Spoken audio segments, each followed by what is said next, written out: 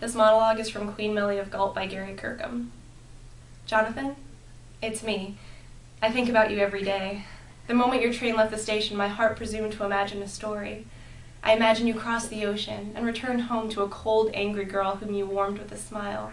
And right there, you proposed to her. You stumbled over your words. It was clumsy and silly and perfect. You surprised her. You always could surprise her. She wanted a small wedding. She filled the church with every single flower from the garden.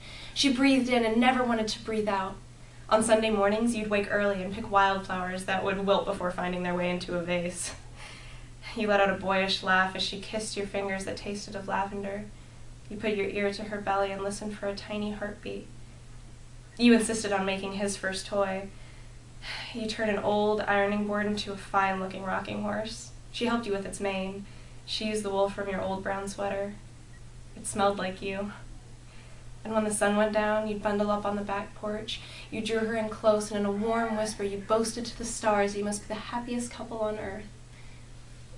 She forgave you for being the war hero, for being a little full of yourself.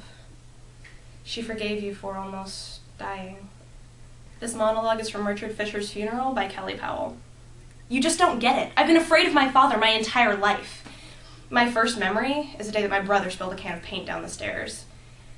My parents were painting the house. Ricky thought he was helping, but it was too heavy for him, and paint just went flying everywhere. I held my breath. I don't know why I thought that would help. My father put his fist through a wall. I screamed. Ricky and I started crying, and the whole time he kept screaming at us to stop crying. I couldn't. I thought he was going to kill us both, and my mother couldn't stop him. I was 4 years old. Ricky was 2. And I've been living in that hole in the wall ever since. This monologue is from A Midsummer Night's Dream by William Shakespeare. How happy some or other some can be. Through Athens I am thought as fair as she, but what of that? Demetrius thinks not so. He will not know what all but he do know. And as he errs, doting on Hermia's eyes, so I, admiring of his qualities, things base and vile, holding no quantity, love can transpose to form and dignity. Love looks not with the eyes, but with the mind, and therefore is winged Cupid painted blind. Nor hath love's mind of any judgment taste, wings and no eyes, figure in heedy haste. And therefore is love said to be a child, because in choice he is so oft beguiled. As waggish boys in game themselves forswear, so the boy love is perjured everywhere. For ere Demetrius looked on Hermia's eyne, he hailed down oaths that he was only mine. And when this halesome heat from Hermia felt, so he dissolved, and showers of oaths did melt. I will go tell him of fair Hermia's flight. Then to the wood will he tomorrow night pursue her. And for this intelligence, if I have thanks, it is a dear expense. But herein mean I to enrich my pain, to have his sight thither and back again. The end. There you go. The following is a scene from a one-act play I directed called Heart of Hearing by Joseph Sekala. He's not my dream guy, he's a jerk. He has this ex-girlfriend in California. Oh. And last month he went back to visit his friends.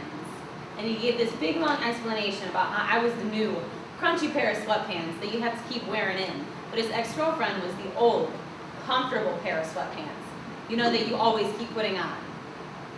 Sweat metaphors. What do you think? I think you're not made of cotton. I understand what he meant. I really do. Well, nobody's perfect. Everybody can't be like you, Josh. No, I guess not. That's not what I meant. I just meant that most guys... Most guys don't talk to girls who've blown you off as much as you have me. Most guys don't even get into a bizarre relationship with a girl that they met for 3 weeks in 2005. Especially whenever they have a girlfriend. And most guys don't dump that girlfriend for their once every 6 months type of number. I just meant that most guys don't treat girls as well as you do. Why'd you get back together with her? There was a song. Was this really that album? Was George Winston song? Is this in the new one? I don't remember it. Well, we danced. Kissed mostly through it. While I was making you dinner. What were you making me? Pasta. My grandma sauce. It all got stuck together. That's because I wasn't stirring it. I was with you, dancing. I don't remember the song. It was really bad. What did I think of it? You said that you didn't even hear it. See, and that's why I don't remember. It's because I wasn't listening.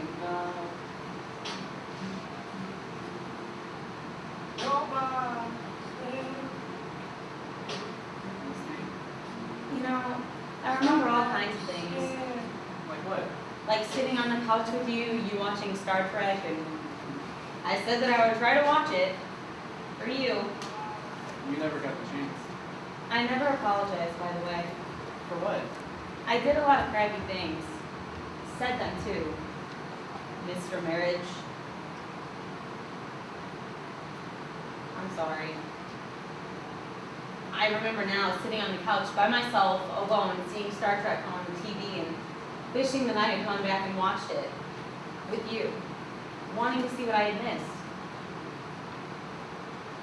Do you think we'll end up together? Do you think we'll end up together? I heard you. I was thinking. Of what? A Star Trek convention. A Star Trek convention? You're thinking of a Star Trek convention? Well, I grew up with Captain Kirk. And, well, so I'm at the Star Trek convention. Nerds are everywhere, right? Shatner and all the other actors were there too. But Shatner came with all these jokes lined up. He would answer a question or two from the audience, but not until he got some more jokes through. Well, there was this deaf guy. A deaf mute, I guess. He would write his question down on a card and hand it to the actor. He tried to do this with Shatner. But Shatner took the card, didn't even look at it, and said, "Sorry, I don't like boys." Dropped the card and walked away. So the deaf mute, trying to get his question out, said, "Ah," or something, but no one could understand it. So the deaf guy picked up his card and walked away. It's a true story. It's sick, I guess, but that show means a lot to me. When I used to think about it, I would think of hope, compassion, and possibilities. And that's what I've always liked about you. I've been trying to watch it, you know? I wonder if that's what the deaf guy thought. Well, I have a test in the morning. I gotta go. No. You know, just because the one guy was a jerk doesn't mean that the whole show was bad. It's so good. But the reality isn't. It just isn't. Well, you have your girlfriend in reality. And you have your boyfriend. It was great talking to you, Josh. Yeah, you too. Call me sometime. Whenever. Yeah. Later.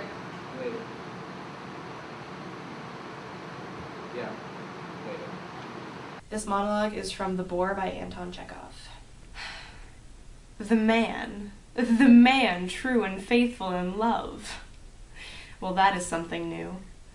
How can you make such a statement? Men true and faithful. So long as we have gone thus far, I may as well say that of all the men I have known, my husband was the best. I loved him passionately with all my soul, the way only a young, sensible woman may love. I gave him my youth, my happiness, my fortune, my life. I worshipped him like a heathen. And what happened? This best of men betrayed me in every possible way. After his death, I found his desk filled with love letters. While he was alive, he left me alone for months. It's horrible even to think of it. He made love to other women in my very presence. He wasted my money and made fun of my feelings.